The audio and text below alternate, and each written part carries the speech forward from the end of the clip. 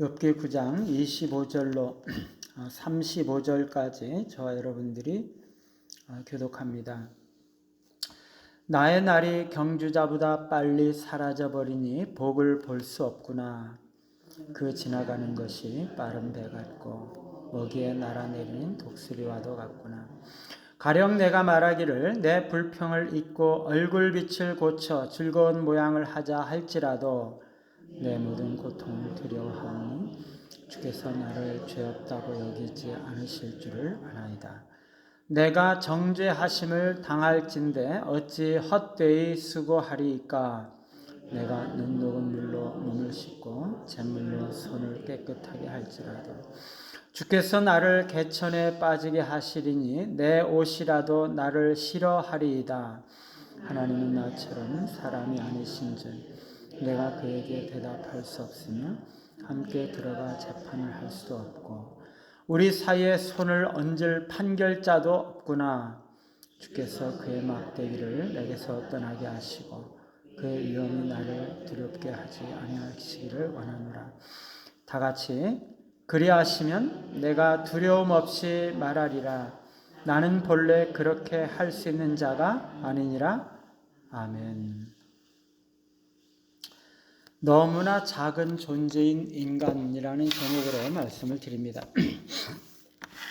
9장을 시작할 때 욥은 하나님의 지혜와 공의에 대한 경건한 표현으로 아주 밝은 모습으로 시작을 했는데 지금 본문에서는 그가 아주 불평이 많아지고 있습니다.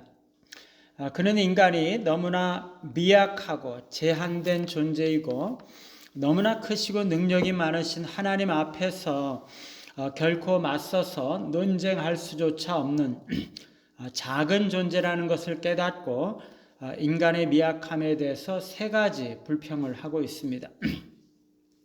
첫째는 인생의 짧음과 덧없음에 대한 불평이죠.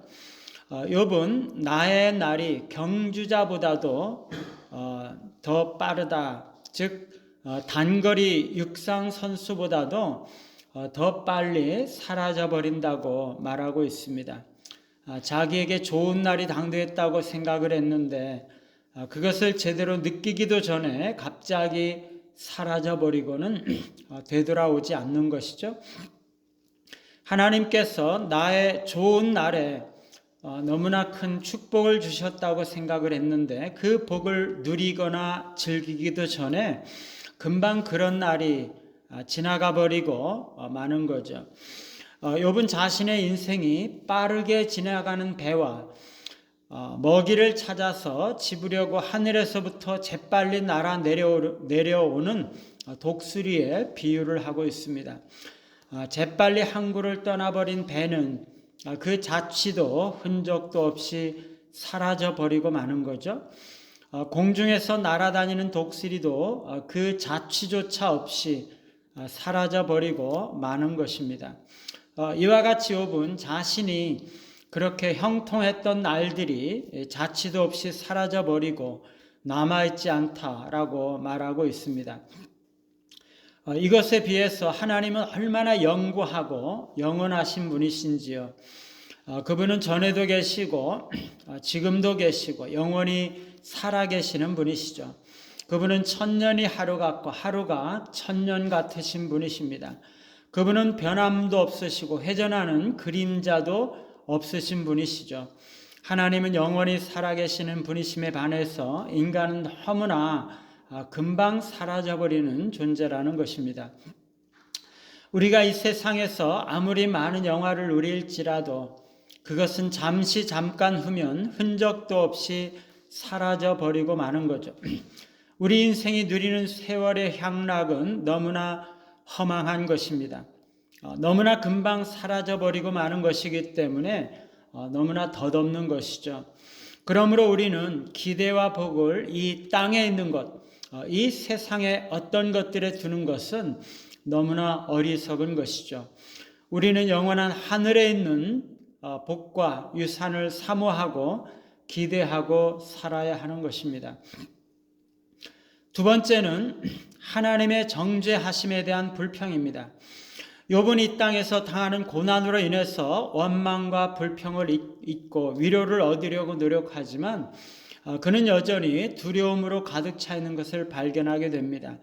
왜냐하면 하나님께서 그에게 죄 없다고 여기지 않으실 것을 그가 알기 때문이죠.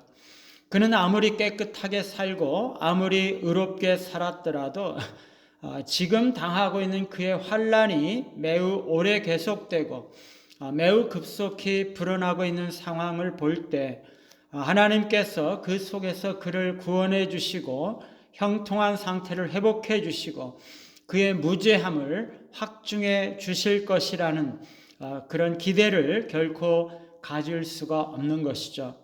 거룩하시고 의로우신 하나님 앞에서 그는 얼마나 옳든지 얼마나 그르든지 악인으로서 취급받아야 한다는 사실을 인식하고 있는 거죠. 그러므로 자신을 변화하고 의롭다고 주장하려고 하는 모든 노력은 헛된 것일 뿐입니다. 30절과 31절에 보면 욥은 아주 재미가 있다고 그럴까요? 좀 처절하다고 그럴까요? 비유를 들어서 설명을 하고 있습니다. 욥이 자신의 행위와 삶이 의롭다고 주장하는 것은 마치 눈 녹은 물로 몸을 씻고 잿물로 손을 씻는 것과 같은 것이라는 거죠. 그런데요, 내가 그렇게 열심히 씻었지만 하나님께서는 나를 개천이나 도랑에 빠지게 함으로써 더러운 것들이 드러나고 퀴퀴한 냄새가 나타나게 된다는 것입니다. 그래서 내 옷이라도 나를 싫어하게 되고 나마저도 내 자신을 만지기조차 싫어하게 될 것입니다. 이것은 욥이 자신의 결백을 밝히고자 하고 그런 노력이 그에게 더욱 불쾌하고 불명예스러운 결과를 초래하게 될 것을 말하고 있는 거죠.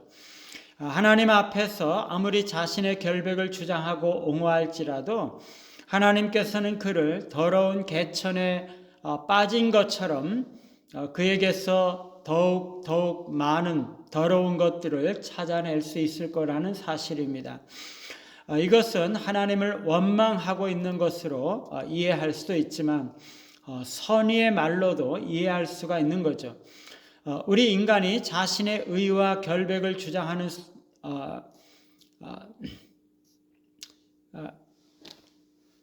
주장하고 자신의 이 옳은 것들을 주장하는 것은 너무나 더러운 먼지와 흙이 섞여 있는 눈 녹은 물로 몸을 씻는 것과 같다는 것입니다. 우리가 아무리 우리의 수준에서 죄의 더러움에서 우리의 손을 깨끗하게 지키려고 하지만 하나님은 우리의 깊은 곳에 더욱 많은 은밀한 죄들로 우리를 책망하시기 때문에 우리의 추악함을 더욱 깊이 느끼게 된다는 것입니다. 우리가 믿지 않을 때에는 우리 자신이 너무나 정직하고 깨끗한 사람이라고 생각했겠지만 우리가 믿고 나서 하나님 앞에서 신앙생활 하면서 우리 자신들을 보니까 우리가 얼마나 더러운 정욕들이 많이 있는지가 드러나게 되고 개천에 빠지게 한 것과 같이 더 많은 죄와 정욕이 드러나게 된다는 것입니다. 세 번째는 중재자가 없음에 대한 불평입니다. 욥은 하나님은 사람이 아니시기 때문에 자신은 하나님과 직접적인 논쟁을 벌일 수조차 없다는 것을 깨닫습니다. 그래서 그는 그와 하나님 사이의 간격을 메울 수 있는 중재자가 필요하다는 것을 알고 중재자를 갈망하고 있습니다. 중재자는 하나님과 욥 사이에서 둘 모두에게 손을 얹고 하나님의 막대기를 제거할 수 있는 그런 존재인 거죠. 욥은 중재자가 없기 때문에 하나님의 막대기 곧 형벌과 그 형벌이 가져오는 공포로부터 해방되기를 바라고 있습니다. 여기서 막대기는 하나님의 심판과 고난을 상징하는 징계의 막대기인 거죠. 욥은 하나님의 형벌이 제거된다면 두려움 없이 자유롭게 말할 수 있을 것이라고 생각을 합니다. 그러나 현재 상황으로는 하나님을 향한 두려움과 경외심 때문에 그렇게 자유롭게 말할 수가 없는 것이죠. 우리 인간은요, 너무나 작고 미미한 존재라는 것입니다. 우리 인생은 속히 지나가 버리고 우리의 형통한 좋은 날은 더더욱 속히 지나가 버립니다. 그러므로 우리가 이 땅에서 뭔가 좋은 것들, 복들을 누리려고 하면 안 되는 것이죠. 우리 인간은요, 아무리 의롭고 아무리 깨끗하게 산다 할지라도 하나님 앞에서는 여전히 더러운 넉마를 입고 있는 그런 존재인 거죠. 하나님의 순결하고 거룩하신 눈은 우리 안에 감추어져 있는 깊은 곳에, 은밀한 곳에 있는 더럽고 냄새나는 것들을 다 찾아내시는 분이시기 때문이죠.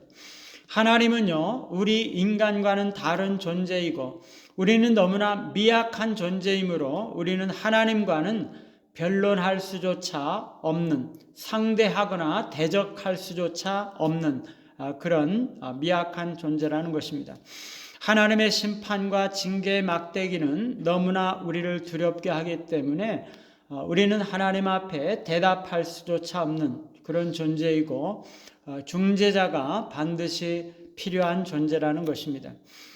우리 자신의 이와 같은 미약함과 너무나 작고 보잘것없음을 기억하시면서 하나님을 경외하시고 믿음으로 하나님만 의지하며 사시는 우리 모두가 되시기를 간절히 바랍니다. 찬송가 566장입니다.